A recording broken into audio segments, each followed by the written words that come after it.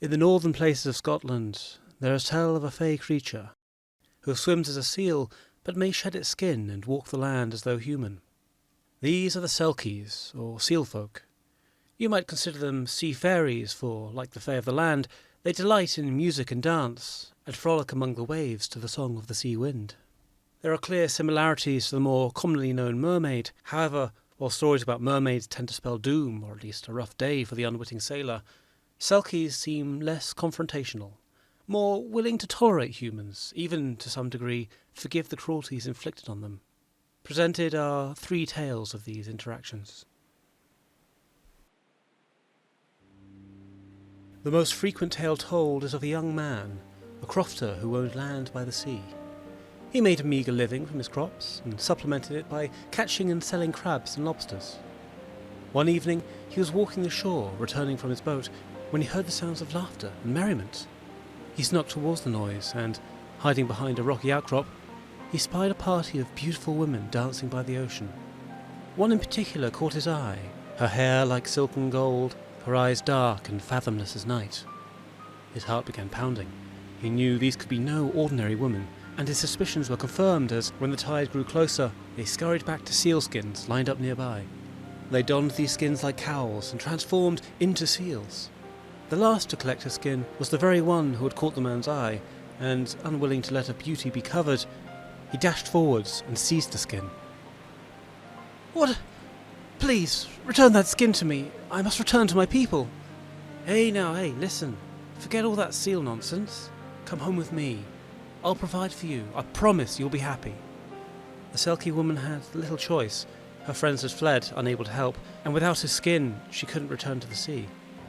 She was compelled to follow, and so she did, giving a mournful glance back to the sea, where her true love dwelt. Once home, the man placed the skin in a wooden chest and hid it where the poor Selkie might never find it. The man, for his part, was true to his word. Years passed, and he provided for the woman. She did grow fond of him, and together they had children who she loved. But there was always a deeper longing, and oft times at night she could be found down by the shore, looking out to sea, hoping to catch a glimpse of her first love. One day a child, their youngest, was exploring, as children are wont to do. Son, daughter, it matters not. For on this fateful day their curiosity found them a chest. Opening it, they discovered a sealskin, soft and warm, with the fresh scent of the sea about it. Knowing not what they held, they took it to their mother, excited to show off their find. The woman gingerly took the familiar pelt from the child, and near wept. That evening, the man returned home, finding his children safe in bed, a pot of soup bubbling gently on the stove, but nowhere to be found was his Selkie wife. In time, the man found another wife, who loved his children as her own, and life was good. But sometimes, at night, he could be found down by the shore, looking out to sea, hoping to catch a glimpse of his first love.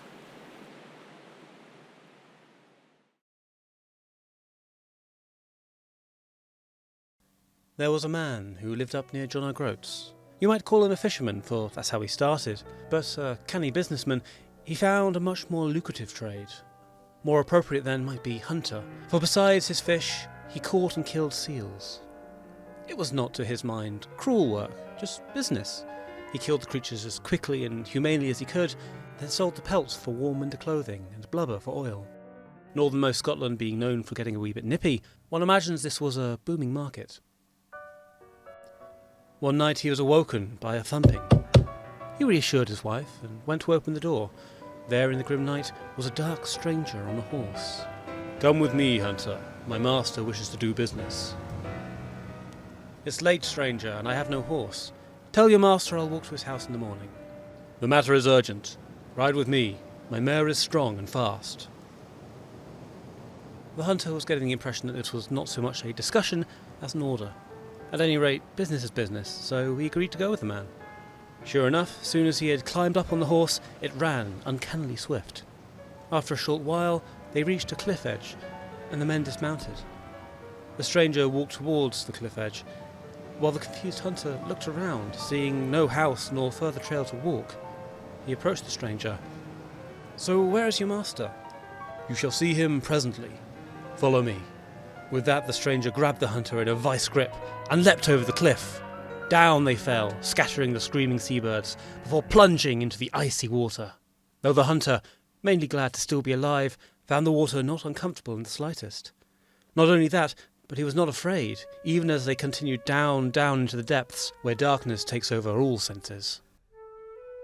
At last, they ceased their sinking, and instead moved forward towards a green light. A light which grew ever brighter at their approach, until it broke into a marvellous scene, the bens and glens and forests of the Sea Kingdom.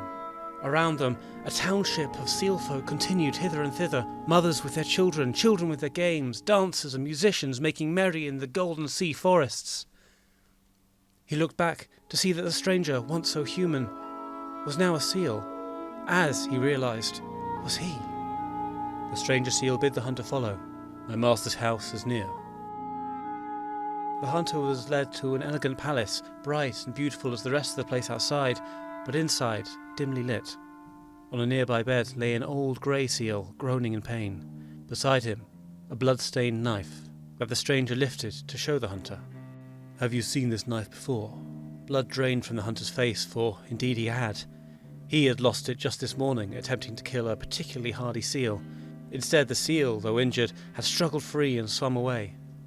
Fear racked the man as he considered what horrible revenge these creatures had planned. He fell to his knees and begged forgiveness. The stranger placed the knife back down. "The wounded seal here is my father. He is unable to be cured except by the one responsible, which is why I invited you here tonight. I apologize for my deception, but I love my father and need your help." "Don't ask my pardon. That's for me to ask of you. Please, what can I do?" "Simply lay your hands upon the wound and wish for it to be healed." The hunter did as he was asked, placing hands on either side of the gash, and dearly wished. Soon the bleeding stopped. Then the wound seemed to come together and knit up, leaving nary a scar. The room, heavy with grief when he entered, became joyous. "Thank you, human, for saving my father. I'm just ashamed to have caused the injury in the first place. I should like to return you home, but before I do, I must ask one thing of you. Anything. You must vow never to hunt seals again.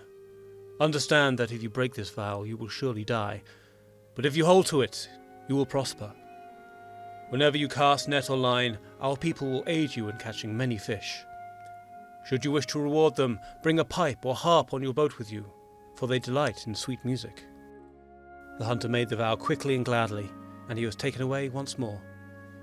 He rose back through the blackness with the stranger, and on reaching shore was once more a man.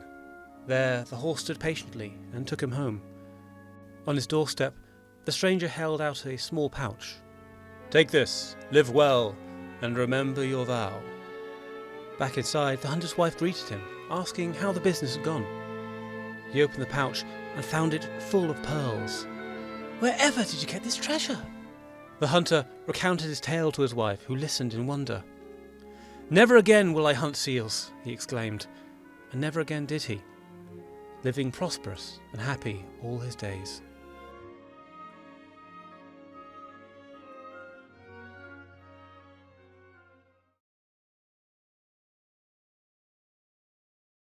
This last one is a traditional Orcadian song. The story goes that a woman is sitting nursing her baby. She's often sad and cries, for she's alone and doesn't know who the father of her child is. As it turns out, the father is a Selkie, and he turns up one day informing her of such. It isn't so much I want to be a responsible parent and raise my kid now deal, because he's turned up just to warn the woman that one future summer he'll return to collect the child, to take him to live with his people. In the meantime, though, he promises to provide for them. Years pass, and sure enough, the dreaded day comes. The Selkie returns and, taking the child, places a golden chain around his neck. "If you look out to sea and see some seals, look for one with a gold chain to know your son is happy and well." "What about me?" the mother asks. I've no husband and now no son." "You shall marry again, a soldier, a good man, who will love you and treat you well. You will spend many happy years with him, but one May morning he will return home, having shot 2 seals, myself and our son." The seal's prophecy came to pass, and later the woman met and married a soldier who made her happy. But fate hit true on all accounts. For one day her husband returned home, having shot 2 seals, and gaily noted how one of them had been wearing a gold chain.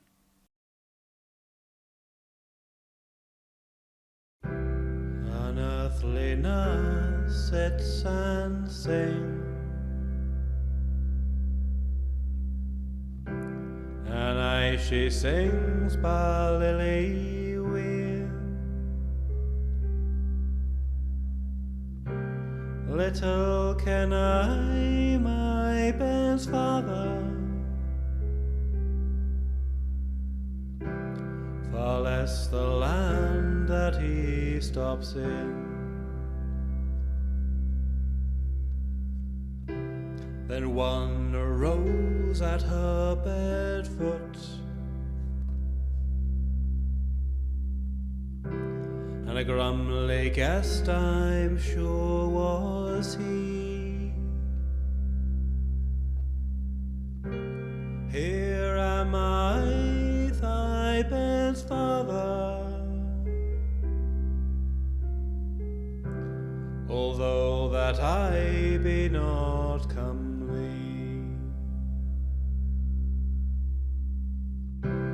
I am a man upon the land, and I am Selkie in the sea. And when I'm far and far from land, my dwelling is in Sule, Skerry. Now he has ta'en a purse of gold, and he has put it upon her knee, saying, "Give to me my little young son, and take thee up thy nurse's fee. And it shall come to pass one summer's day, when the sun shines hot on every stone, that I will take my wee young son and teach him for to swim the foam. And thou shalt marry a proud gunner, and a good proud gunner should he'll be, but he'll go out on a May morning, he'll shoot my young son and me.